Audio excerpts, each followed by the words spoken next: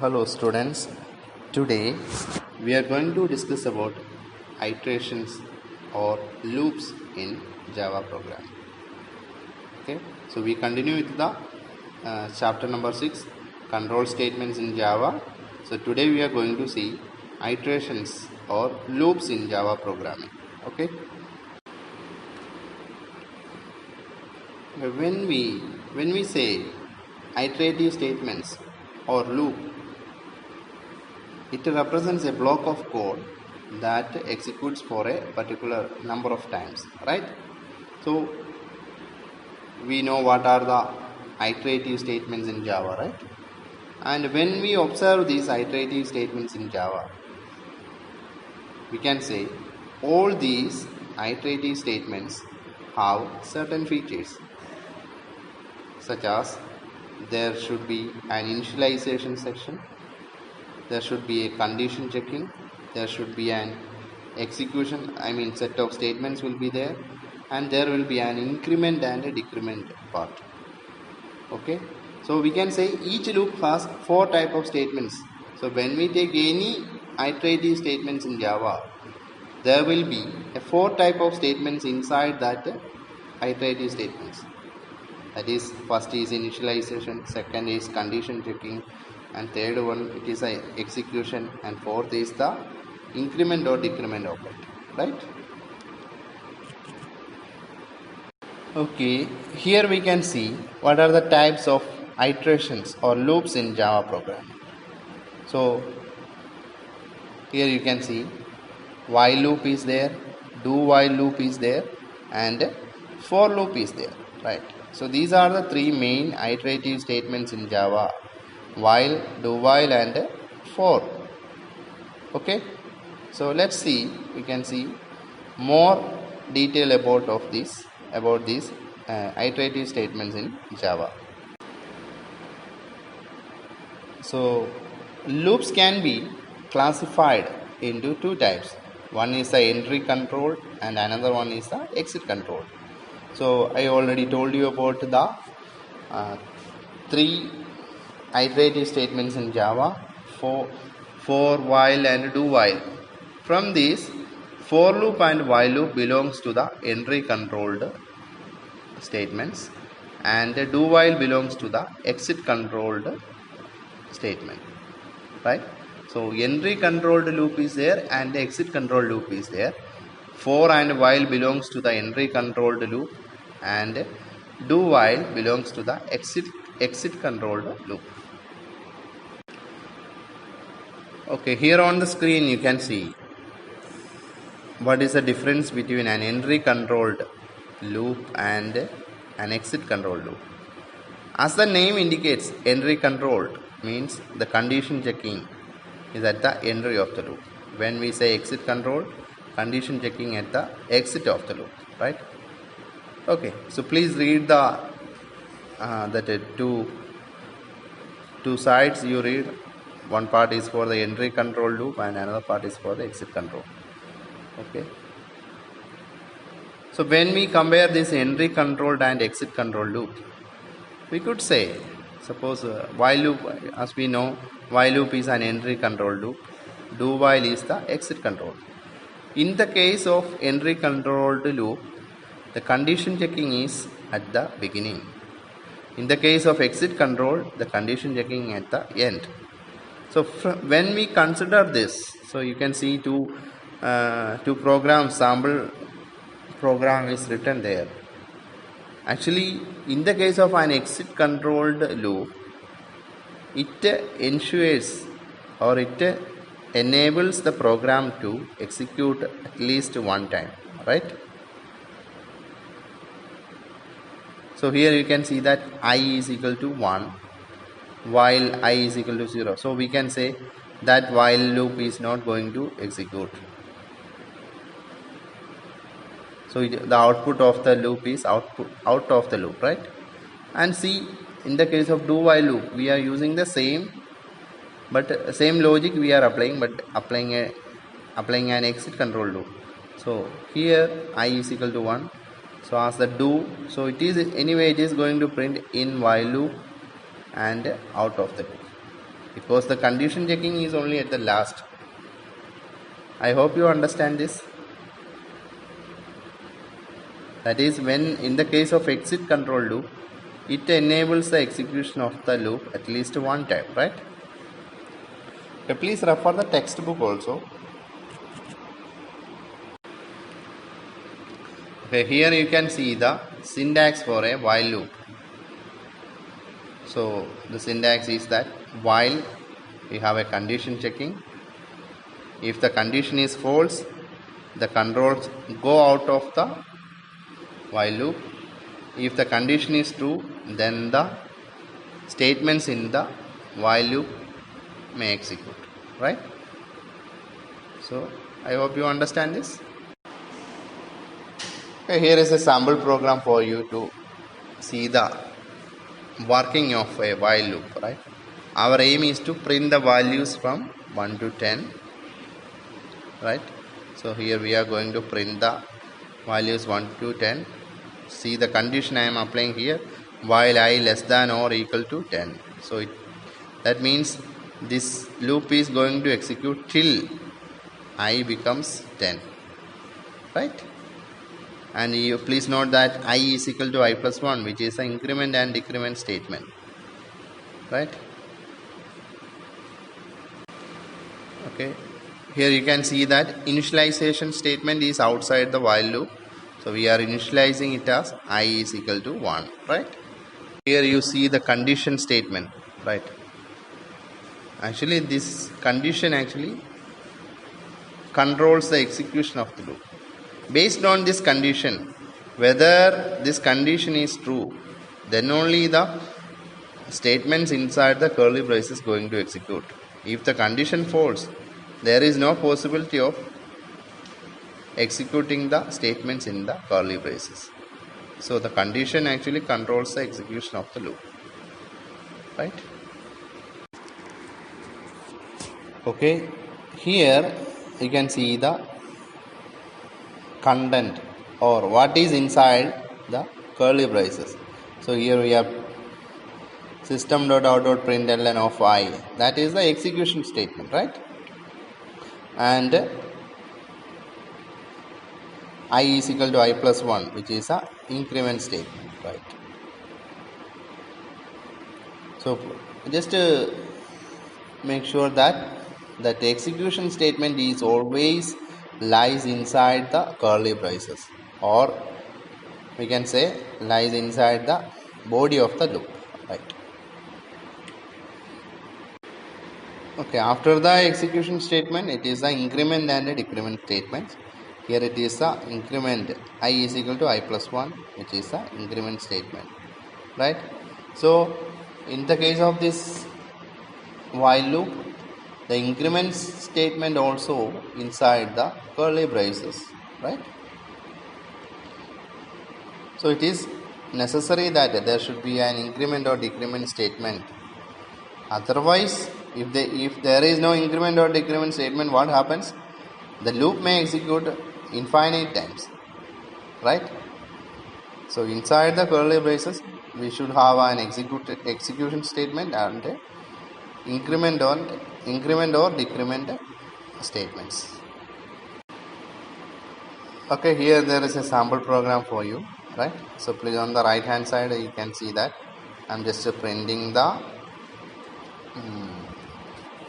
numbers starting from 1 to 10, right? And on the middle part of the screen you can see there is a black screen. Actually that part I am using for printing the output, right? And there is a green square on the leftmost side. Actually that will show you the value of I in each iteration, right? What will be the value of I? That I value is stored in the memory. So each time this green square you can see the value of I, right? And the black square is for, or the black part of the screen is for printing the output, right? And the rightmost side is the program. Okay, here in the sample program we can see that I is equal to 1. and the condition I less than or equal to 10. So the condition is true. So we know that what is going to happen when the condition is true. It is going to execute the execution statements, right? So, and see the what is the value of I in the memory, because I is initialized with 1. So value of I also 1, right? Okay, once the condition is true, then it will execute the execution statement. You will go to the execution statement, and now you can see on the black screen where we are showing the output. You can see that output is printing it as 1, right?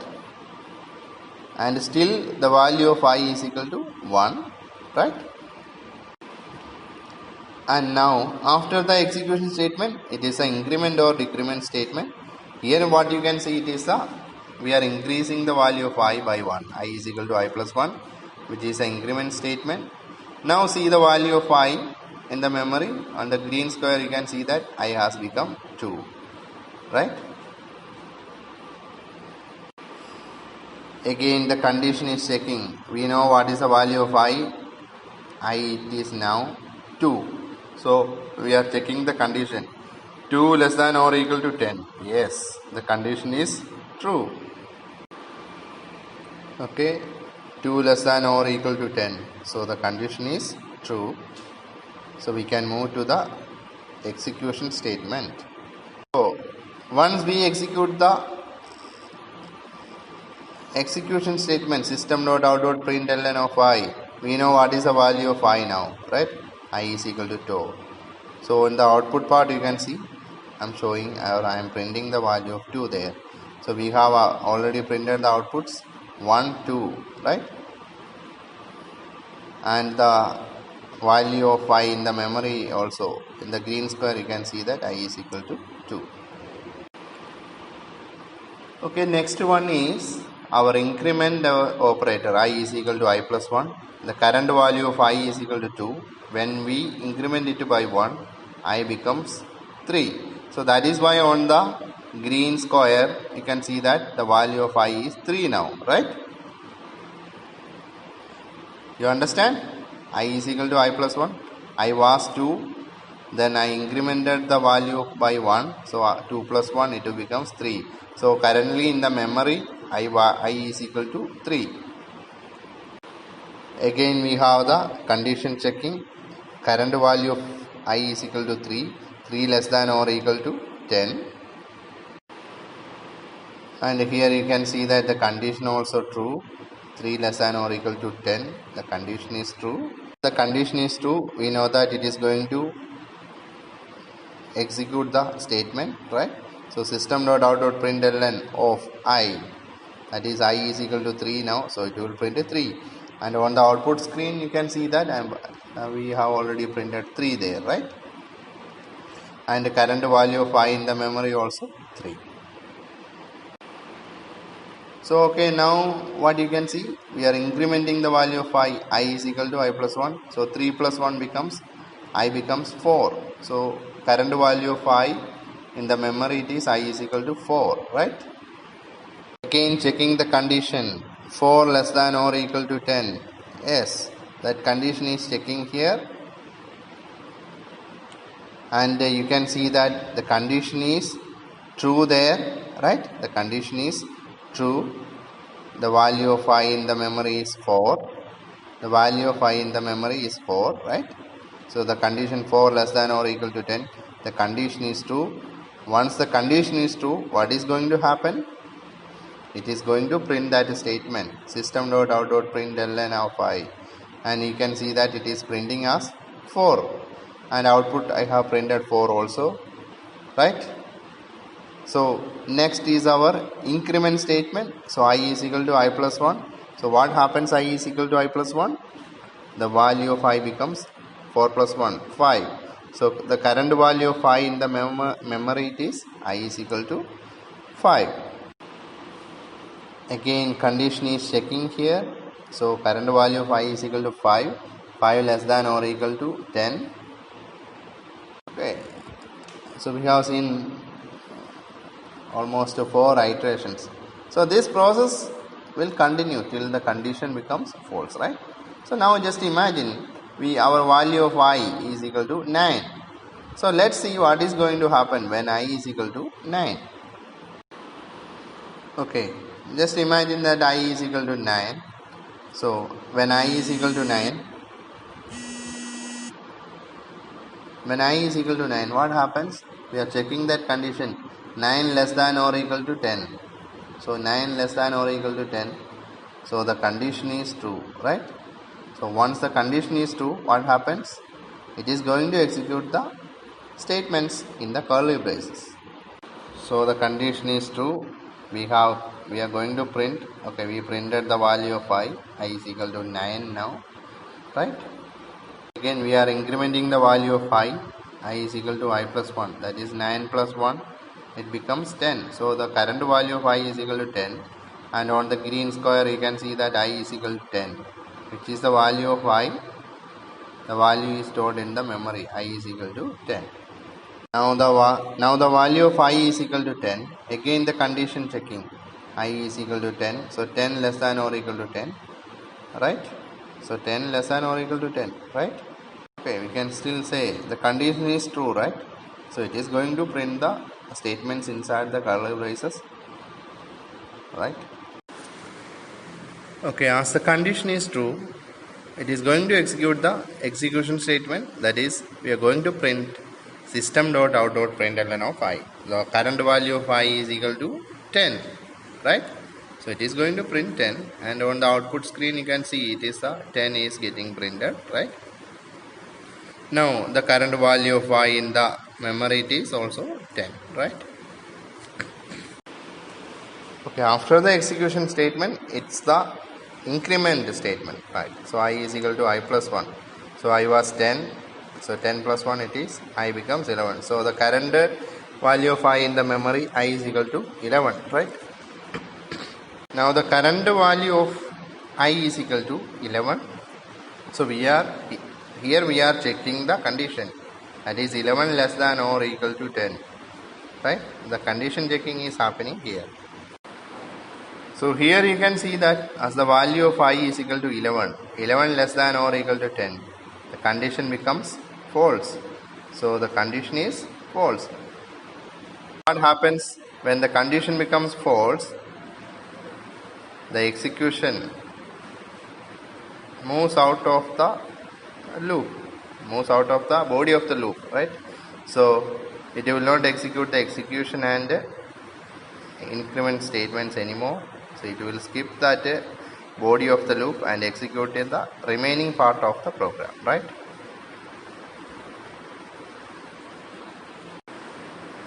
So the current final value of I after the completion of the loop, I is equal to 11, right? Here also you can see the final output. Okay, and we got the required output. We plan to print the numbers starting from 1 to 10, and we got the same output here, right? So okay students, that is the end of the class, right? Please, even though this is basic programming topics, but please find some time to work on it. You try to execute some examples from the textbook, okay? That is going to help you to understand the concept more clear, right? Okay, I'll see you with another video in the next class. Till then, bye, take care.